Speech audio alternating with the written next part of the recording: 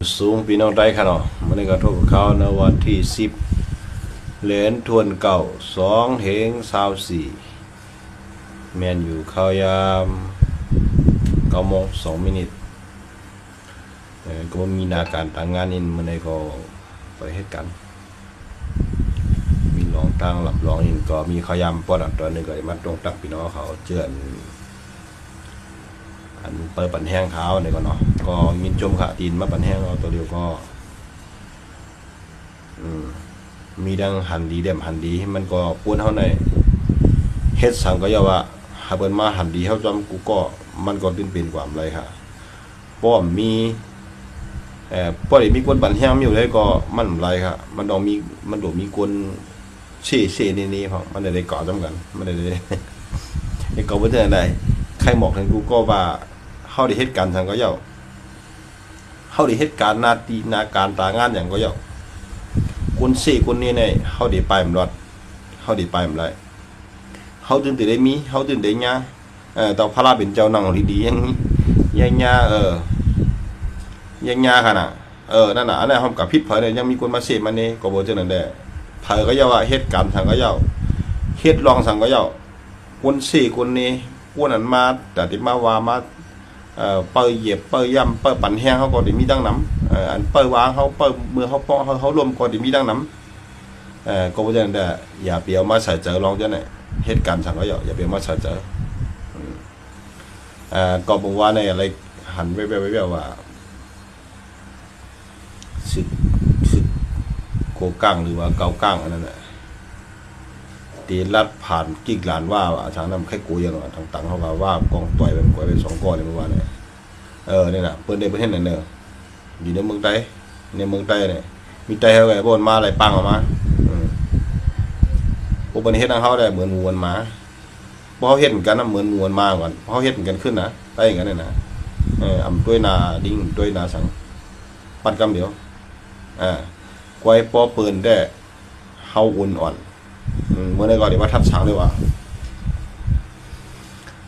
เจอเขานั่นเจอคือไตเขาในเป็นพุทธภาษาอันนั้นเนาะอุ่นคือไตเขาในกำบันน้ำในฮะกับเฮ็ดเปิ้นดำมีเนี่ยว่าก้อยกะตีเปิ้นมาเฮ็ดทางเฮาอันตีกำบันน้ำซึกไตเขากับเปิ้นมาก็ตีเป็นจังนั้นฮะกะหาลำยืลำตึกเปิ้นตาน่ะมีเพราะเปิ้นมาเฮ็ดทางเฮาก็เบอร์เจอเขาเจออุ่นคือไตเขาเนี่ยมันเป็นเจอพุทธภาษาเจออีหลูเปียงนำเจอเมตตาเขาวัดเขาว่าหลูด้านในเกี่ยวน่ะเจอคือแต้วเนี่ยมันเป็นเรื่องนั้นก็บ่เรื่องนั้นแหละเฮ็ดสังเฮาเป็นเรื่องนั้นล่ะนี่ก็บ่ว่าเฮามีตั้งพุทธศาสนาและตั้งพิงทุงเฮานั้นมันเป็นมาแต่มือปันผู้ปันหมอนเฮาอย่าลองกะฮับเป้ติ๊กๆคือเนี่ยบ่มีก็เลยได้สอนมาเนาะฮะเป้กินเปิ้นคนคือเหมือนจังได๋กำปานน้ำได้ถูกมาเป้กิน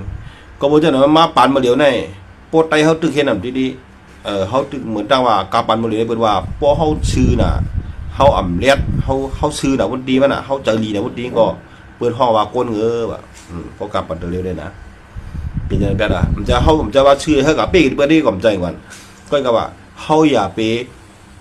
เจอเฮากัดเย็นๆได้อยู่กับตีเฮาที่เปิ้นใครจอกมาเปิ้นอยู่ๆเปิ้นมาก็มาป้าหัวกับป้าเนี่ยนั่นแหละเปิ้นมาหินพาดหัวเฮาก็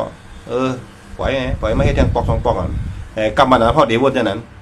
กูแต่มือกูปอกกูเผาด้วยนะก็ว่าเจอเฮาในเจ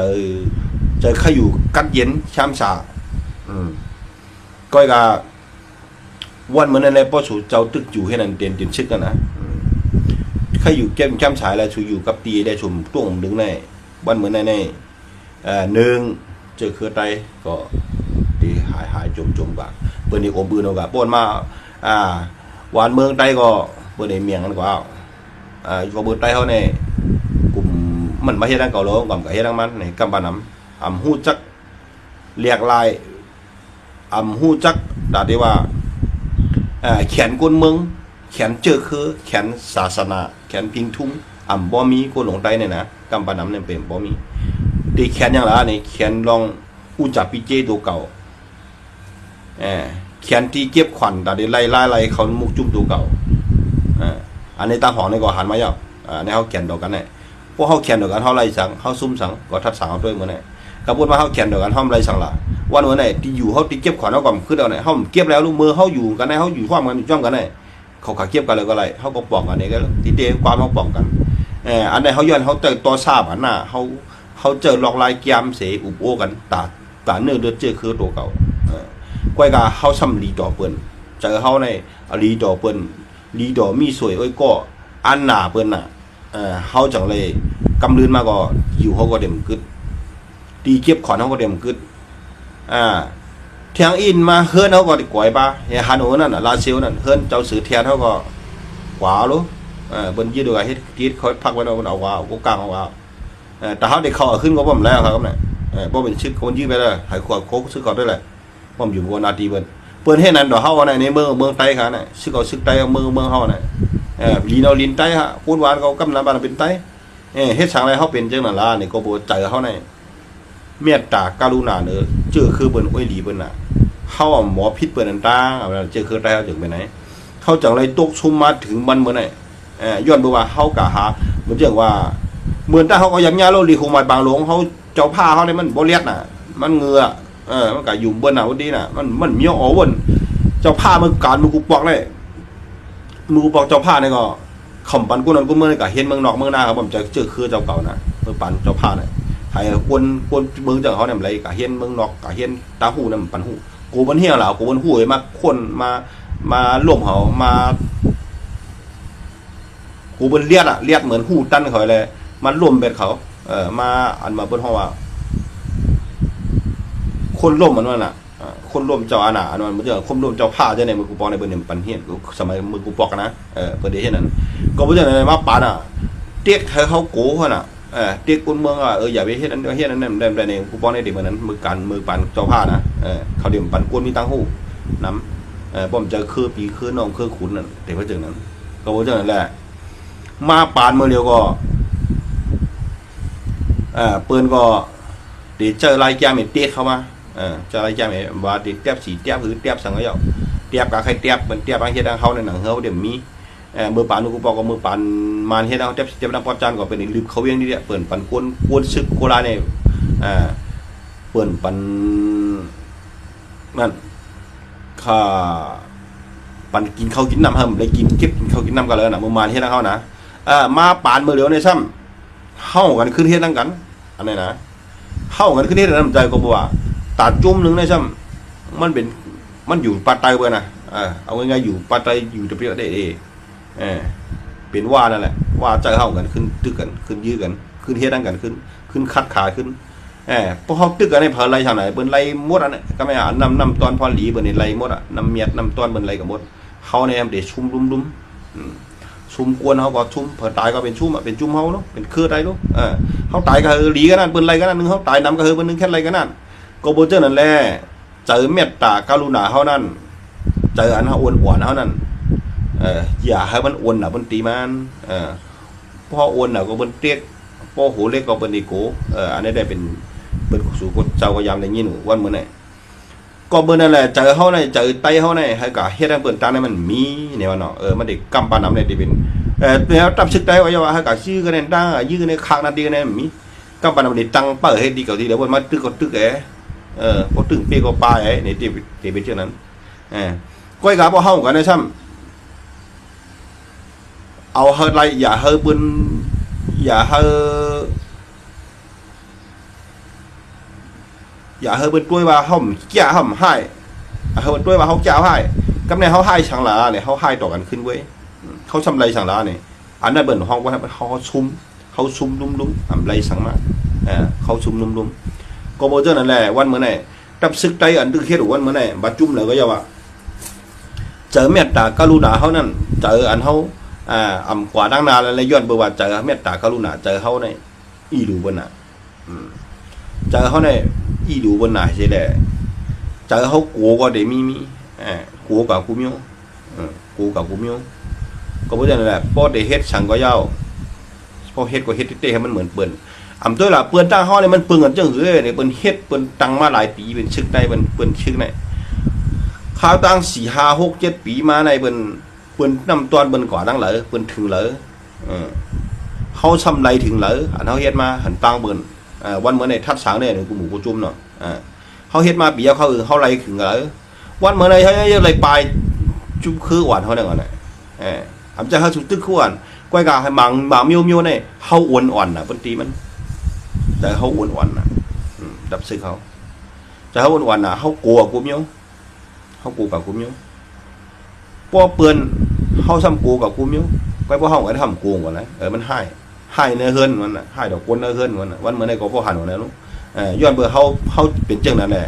เปิ้นจังไรขี่เน็กเด็กเต็งพอเมเจอคือปีน้องเจอคือจังไรตุกข้ามาถึงวันเมื่อไหร่ย้อนเบิกกวนหลวงไตเขามันปอแข็งมันเป็นใจโกกำปะน้ำโกสังลาเนี่ยโกมไรเก็บขวานโกมอยู่ไรโกลูกนางมีตุกข้าจะเนี่ยโกอึบเขาหรือพอมีเงินมีคำมาก็โกไหลรองไหลตังโกมไรอยู่ในปลางเสียงเฮ้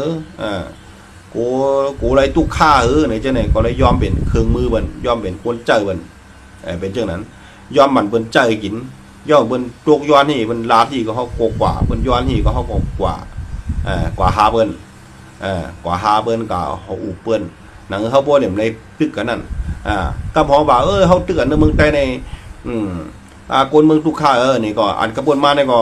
เขาตึกเปิ้นก็มัดตึกเขาวันเมื่อในเขาอยู่อะไรก็เปิ้นมาเที่ยวทางเขาเมืองใต้เพิ่งปีก็มันอยู่วานใต้ก็เปิ้นอุบไต้พอเปิ้นมาเก็บเปิ้นมาอุบวานเขาก็กวนหวานเนื้อหวานเขาก็เป็นหวานเปิ้นไปแล้ว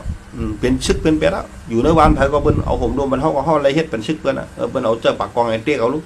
จังหีเนี่ยอันนี้เป็นนับตังอยู่ยอมตับซึกเขาเพราะว่าเขาเนี่ยอย่างป้อนทองเขาว่าหันของโลวันเหมือนเนี่ยเขาก็ตั้งเป้าหมายไว้ทางนี้เนี่ยเขาเดียวอันมีซึกใต้หนึ่งลูกเขาดึงเยอะอาเลยลูกก็กลางเขาเขาจะเนี่ยเขียงเขาจะในแทมแทงเขียงเนี่ยจะในเขาดึงรับเลยเพราะว่ามันซึนเนี่ยเห็นได้ซึกยุ่งอะไรมายุ่งไก่เนี่ยยุ่งเกี่ยวเนี่ยนะก็เพราะฉะนั้นแหละเปิ้นเฮ็ดเปิ้นก็เฮ็ดเต้เปิ้นบ่ให้หายเต้เปิ้นก็ปัดเต้กล้วยกระจายซึกใต้เขามันอ่อนซึกใต้มันอ่อนมันกูเบิ่นน่ะบางทีมันกูเบิ่นน่ะกูสาราเนี่ยกูหลวงมันกูตุกข้ากูเลยกินกูมีเฮือนน้ำกูมีเมียน้ำกูมีเงินมีคำน้ำม่วนตาได้ว่าพวกเขาเฮ็ดไหนจะคือเดี๋ยวมันหือพวกเขาเฮ็ดไหนกุนเด็กทุกข้ากระหือเนี่ยมันบ้วนจันก็บ่จันแหละทัดสาวก็เลี้ยวว่าวันเมื่อไหร่ใจเขาเฮ็ดสังตึกเป็นนายอยู่อันว่านั้นทัดสาวด้วยอ้วนของตัวว่าเขาเฮ็ดสังเขาตึกเป็นนายอยู่เฮียงเรากว่าตั้งนาอะไรวันเมื่อไหร่เขากว่าตั้งนาเขากว่าอะไรมีเด็ดถอยลงไว้เมื่อนั้นเนี่ยมีเด็ดถอยลงไว้มีเมียวเหลียวไว้เพราะว่าเจ้าคือเขาตึกกะเปียมันตั้งแต่เอาขึ้นอันเขาไรเช่นก็ขยับไปเอาขึ้นก็ขยับว่ามีเด็กกลางหาไว้ตัวเรือนเขาตึกไรแล้วเอาหมากก็โยอันนาก็พี่น้องคนเมืองไว้เพราะฉะนั้นทัดสางได้วันมาเนี่ยเป็นจับซึกไตมีกองก็อย่าไปอ่อนน่ะถูกรีปึ๊ดก็ปึ๊ดถูกรียื้อก็ยื้ออย่าไปกลุ่มไฟกลุ่มเศร้าดิกอันเป็นซึกไตก็อันจุ่มมันตึกเฮ็ดไปเส้นตั้งเพียรนั้นก็สังสูตึกซึกเฮ็ดไหนก็จัดอยู่เตาผ่าดินนั้นก็สุกมป้วนเลยปอกซ้ำแทงเงาลายมันปั่นมาเยาเขาหมอเอาก็เขาก็ป้วนอยู่เตาผ่าดินเบอร์ในปอกว่าจุ่มเลยก็เยาก็เพราะฉะนั้นแหละมาสูงครับ